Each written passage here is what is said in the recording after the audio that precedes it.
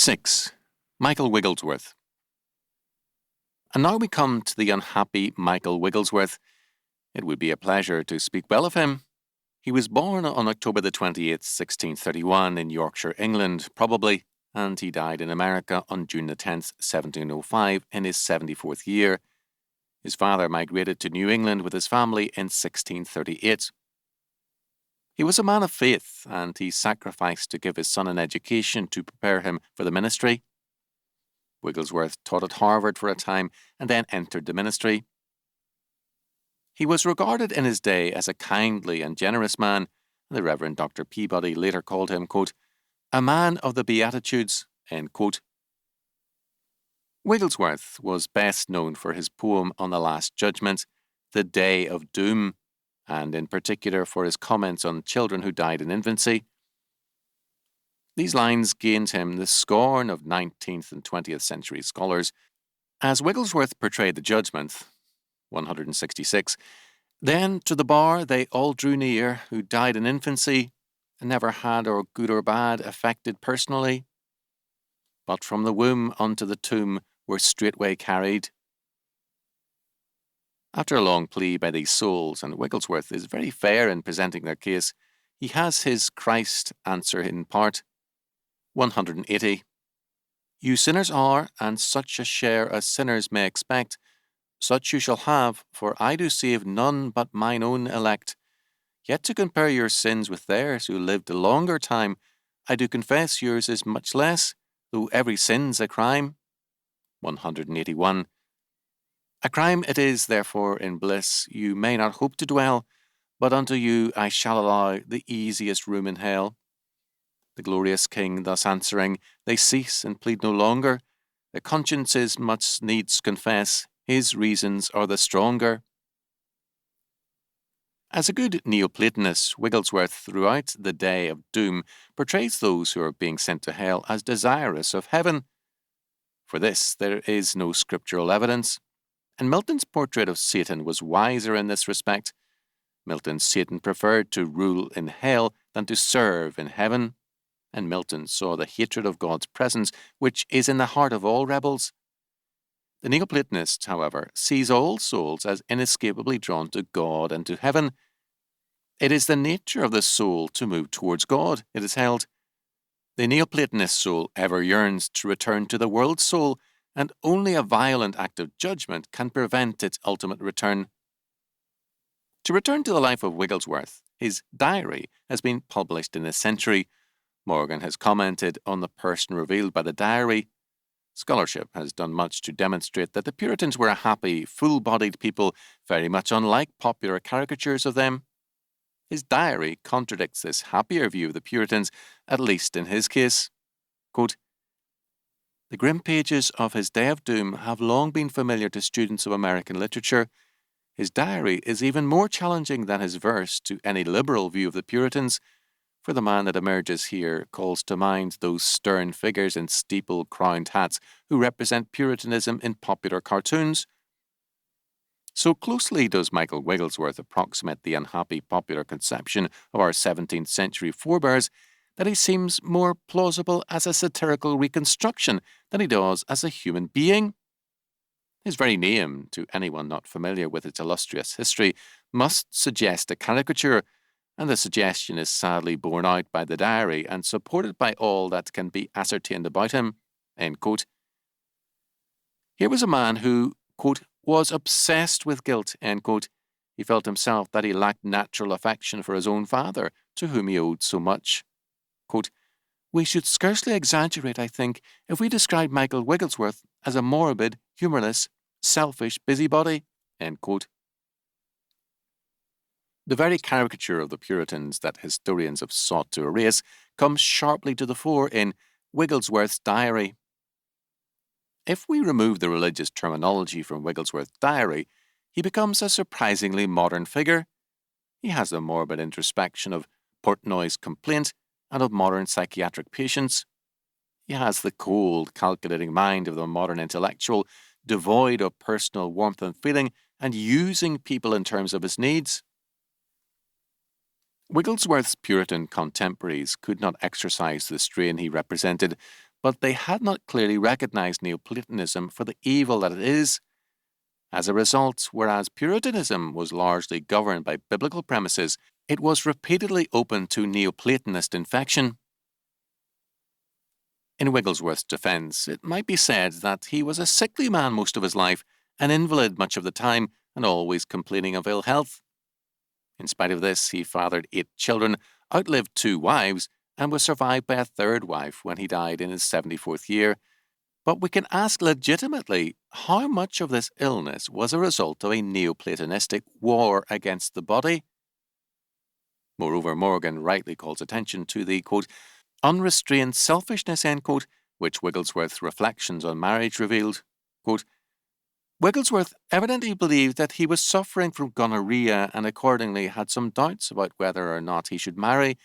His doubts arose, however, not from any concern for his bride-to-be, but from an apprehension that marriage might impair his own health. The factor which finally determined him to marry was the advice of a physician that marriage might prove beneficial instead of detrimental. He accordingly resolved, quote, to redeem the springtime for marrying, or taking physic, or both, end quote, page 85. The sad sequel is that his bride died 4 years after her marriage from what cause is unknown. His crass behaviour in this episode never gave Wigglesworth any pangs of conscience, but he was by no means free from a morbid feeling of guilt for other offences that we should probably consider entirely innocuous, end quote. Most of the diary was written while Wigglesworth taught at Harvard. In the earlier part, he is a single man. Marriage, however, made no change in his outlook or disposition. Like a good Neoplatonist, Wigglesworth found his body a sore burden and a real embarrassment. He was deeply distressed by the fact that he farted. This made his, quote, life a burden, end quote, and amazingly moved him to, quote, carnal lusts, end quote. The fact was that any reminder that he had a body had a distressing effect on Wigglesworth, but like all would-be ascetics, the more he tried to forget his body, the more vocal his body became. Wigglesworth regarded the flesh's needs with horror, quote, witness my daily sensual glutting my heart with creature comforts, end quote. The expression, quote, creature comforts, end quote, is especially revealing. The Neoplatonist is not willing to be a creature. Certainly Wigglesworth never rejoiced in being a creature. Instead, he seemed to mourn, with no small caterwauling, that he was not pure spirit. Other Puritans were zealous in working to make a new Zion out of New England, to establish God's kingdom on earth, but Wigglesworth felt it was a temptation to have such a hope. Quote, I am ready to be desiring and hoping for a paradise in this world. Lord, pardon it, end quote. To be at all concerned about people, material things, or this world was for Wigglesworth a sin. Quote, after my return home, I found much ado with a carnal sensual heart that is apt to leave my rest in God and to seek it in the creature ever and anon. Soon gone from spiritual things in my desires and impatient in the pursuit of earthly contentments, apt to be distracted about those things which are not, and to neglect and be careless in greater matters. The Lord sometimes affects my heart with some shame that I should so dishonour my Father's house as to feed upon and be greedy after husks, when as he hath bread enough for me. That I should promise myself any paradise under the sun, when as I have experimentally found all to be vanity and vexation of spirit, that I should mind or desire the love of the creature more than take contentment in the love of Christ, end quote. To love Christ, Wigglesworth felt it necessary to avoid loving the creature and to avoid, quote, earthly contentments, end quote. To the Neoplatonist, it was an irreconcilable conflict. To love things of the spiritual realm meant hating, or at least being indifferent to things of the material realm. To the extent that the Neoplatonist loved something creaturely or material, to that extent he did not love the spiritual, the rational, or the divine. By pitting the two realms against one another as two irreconcilable worlds, the Neoplatonist ensured hypocrisy. It is impossible to live in this world without some regard for some things in it. To deny this is to foster hypocrisy. At the same time, to the extent that the Neoplatonist sets aside the material, the personal, and the creaturely for the rational, the spiritual, or the divine, to that extent he becomes an inhuman monster. Wigglesworth, like all Neoplatonists, had elements of both hypocrite and monster in him. With respect to sex and marriage, the normal Puritan view was a robust and healthy one. The Reverend William Gouge, in Of Domestical Duties, London 1634, used Proverbs 5:18 and 19 to express the joy and beauty of marital sex. Quote, "Let thy fountain be blessed, and rejoice with the wife of thy youth. Let her be as the loving hind and pleasant roe. Let her breasts satisfy thee at all times, and be thou ravished always with her love." End quote. The Puritans often spoke of marital sex as one of the great delights and joys among earthly blessings. Fry tells us that, quote, "A favourite biblical passage cited by Puritan churchmen as Genesis 36:8, where it is recorded that, quote, Isaac was sporting with Rebekah his wife," end quote. Quote, a typical employment of this passage is that by William Gouge, who uses it for an attack upon stoical abstinence.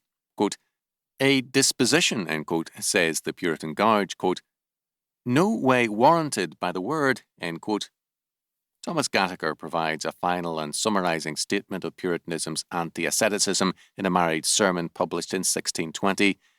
Gataker is discussing the Christian life with particular reference to marriage and observes that it is the tactic of the demonic to misrepresent Christianity as a damper placed upon the joys of living. In other words, to misrepresent it as opposed to human happiness. This false picture of Christianity, says the Puritan Gataker, is, quote, "an illusion of Satan, whereby he usually persuades the merry Greeks of the world that if they should once devote themselves to the service of Jesus Christ, that then they must bid an everlasting farewell to all mirth and delight, that then all their merry days are gone, that in the kingdom of Christ there is nothing but sighing and groaning and fasting and prayer. But see here the contrary, even in the kingdom of Christ and in his house there is marrying and giving in marriage, drinking of wine, feasting and rejoicing even in the very face of Christ." End quote. There is nothing even remotely like this in Wigglesworth. Sex was a vile problem to him. Nocturnal dreams and emissions were a major problem to him. Quote, "I loathe myself, and could even take vengeance of myself for these abominations." End quote. Part of his horror stemmed from his awareness of his sexual disease. The emissions occurred after marriage as well.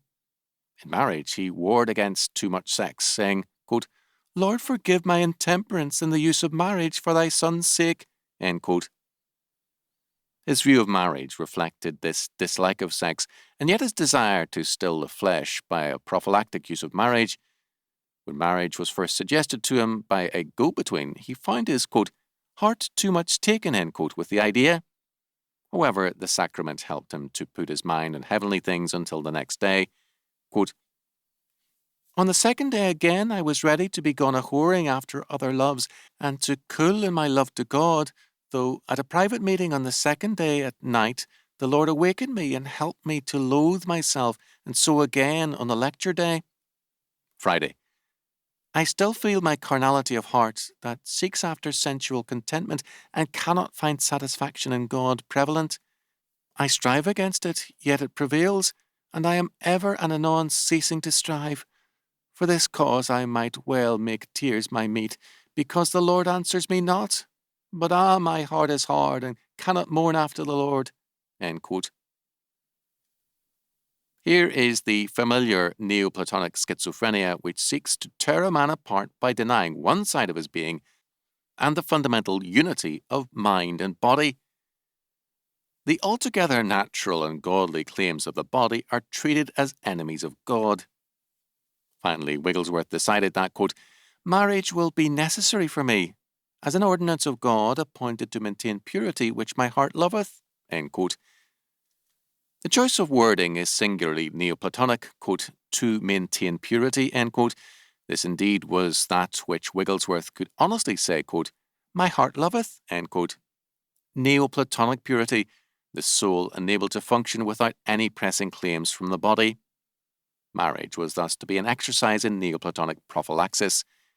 It was also to be a cure for his physical and venereal ailment. Quote, "At the time appointed, with fear and trembling, I came to Rowley to be married. The great arguments unto me were, 1. Physician's counsel; secondly, the institution of marriage by God himself for the preservation of purity and chastity, which, with most humble and hearty prayers, I have begged, and still will beg of the Lord, so that I went about the business which God called me to attend, and consummated it now by the will of God, May the 18th, 1655. End quote. Wigglesworth had a horror for any contentment with this world, and he doubted his status with God, for, quote, "Witness my daily sensual glutting my heart with creature comforts." End quote. He knew that the Bible commanded certain duties of love and obedience, and so he felt guilty also for lacking these. Quote, "I am afraid of my want of natural affection and pity to my afflicted parents." End quote. He also accused himself of a, quote, "want of natural affection to my father in desiring the continuance of his life," end quote, and a, quote, "want of honouring my mother, yea, slighting of her speech," end quote. At the same time, he accused himself of, quote, "again, whorish desertions of my heart from God to the creature," end quote. He thus saw himself as guilty for lacking the biblical attitude towards his parents, and yet guilty for considering the creature at all. His blend of Neoplatonism and Christianity ensured his guilt at all times. His basic urge was Neoplatonist, to be spiritual and to forsake the earth and material things, and so he betrayed himself because, quote, "I still find pride and a deceitfulness of heart in going out of affections towards things here below," end quote. To see a happy marriage and to feel a desire for such an estate was in his eyes a sin, so it is no wonder that he later justified getting married on prophylactic grounds. Quote, "The Thursday I went to Boston, and from thence to Mr. Butler's, he being married. There I found my heart secretly departing from God, hankering after the creature. But at Boston lecture and at a private meeting at Mr. Butler's, God did in some measure awaken and recall my straying affections." End quote. After another journey, he wrote in a similar vein about his, quote, "carnal and whorish," end quote, heart. On another occasion, he listed his sins before taking the Lord's Supper, and listed, quote, "a sensual heart that sometimes can see no glory in heavenly things, no, nor in heaven itself," end quote. Wigglesworth saw it as a lack of faith and an evidence of a sensual nature to love people. Quote, "Mine inordinate affection unto creatures, and too much trusting to the bountiful provision that God hath made for us, is a grief to my heart, because a dishonour and grief to the Lord." End quote. He should not have worried too much about this. His love of creatures was in fact very slight. He was quite ready to gain greater holiness by sacrificing his family and friends. Indeed, he asked God, quote, "Why hast thou not plucked away from me by some sad stroke my dearest ones?" End quote. When his wife's difficult labour pains kept him awake, he was very ready to have her die.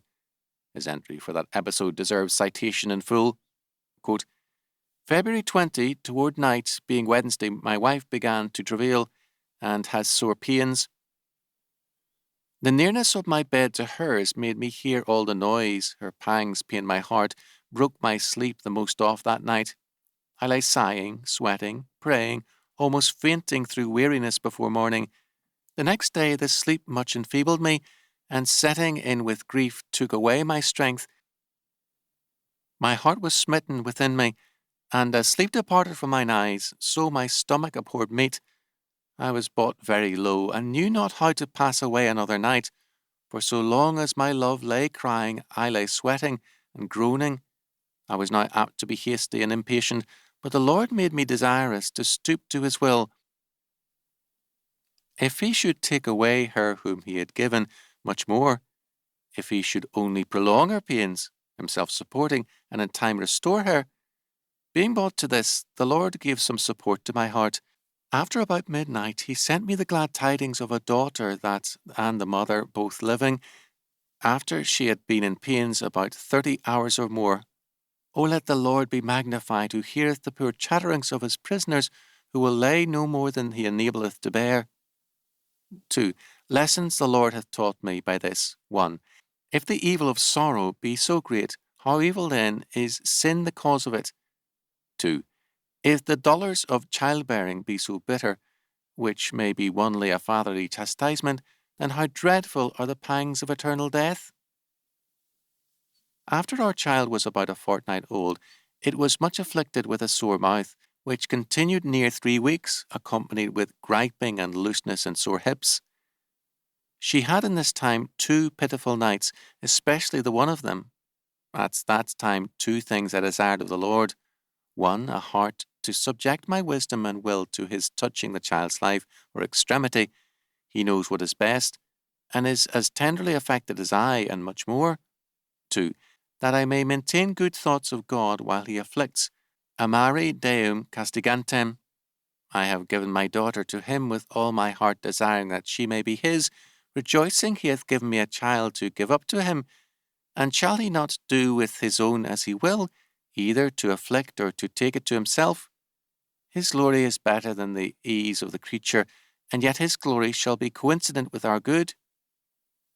After this, the Lord mercifully recovered it, and it is now grown and come to be a quarter old. Friday, May the 16th. End quote. It must be said for Wigglesworth that he did speak of his wife here as, quote, my love, end quote. Carefully analysed, the passage does reveal some pathetic, if earnest, qualities in the man. The overwhelming impression, however, is one of intense introspection and self-absorption.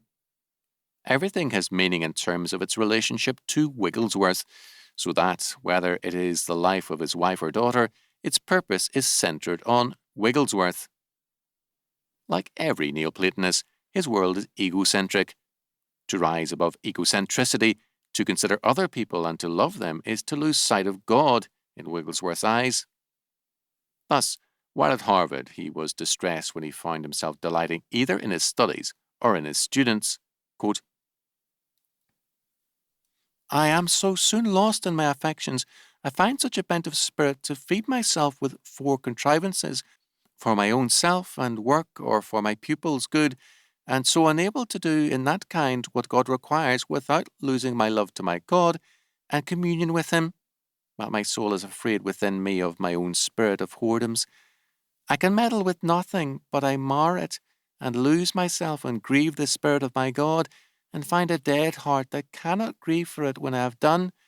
I am afraid to follow close my ordinary studies, because my heart is so stolen away with them, and I cannot prize the presence of God more than them. I mean his outward services. End quote. He was right in describing his condition as, quote, a dead heart, end quote. A man so bent on seeing a natural and godly delight in his students and studies as somehow a threat to his spirituality would be so torn by a perpetual inner warfare as to be emotionally sterile. Very early he weaned himself from such creaturely affections to a considerable degree. Quote, the Lord in some measure helped me to attend on him this day, free from those doting affections to others that I used to have, and did speak some suitable truth to my need, and brought them home to me in some measure. End quote. Michael Wigglesworth thus gives us a vivid glimpse into the conscience of a Neoplatonist. The garb is Christian, but the reality is Hellenic. He lived a long, sick life, not often in the pulpit by his own admission. Quote, thou wonderest perhaps that I in print appear, who to the pulpit dwell so nigh, yet come so seldom there. End quote. Wigglesworth was aware that some people felt that his illness was mental, not physical. He defended himself against this charge. Quote, yet some I know do judge mine inability to come abroad and do Christ's work, to be melancholy, and that I'm not so weak as I myself conceit, but who in other things have found me so conceited yet. He tried to defend himself against this charge by pleading also that he had been patient under his physical sufferings and never, quote, dumpish, end quote. He tried also to explain why, for so sick a man, his preaching was so forceful. Quote, or who of all my friends that have my trials seen can tell the time in 7 years when I have dumpish been? Some think my voice is strong most times when I do preach, 10 days after, what I feel and suffer few can reach. My prisoned thoughts break forth when opened is the door, with greater force and violence, and strain my voice the more. But vainly do they tell that I am growing stronger, who hear me speak in half an hour, till I can speak no longer. Some for because they see not my cheerfulness to feel, nor that I am disconsolate, to think I nothing ail. If they had borne my griefs, their courage might have failed them, and all the town perhaps have known once and again what ailed them. The American Puritans in their day were far more healthy and vigorous than other peoples. Ill health such as Wigglesworth was not commonplace, although sudden death was. As a result, there was suspicion about his illness, and it was well grounded. Wigglesworth had no discernible physical defect or weakness. He did have a serious psychosomatic problem created by his Neoplatonic philosophy, applied with a vengeance to his life.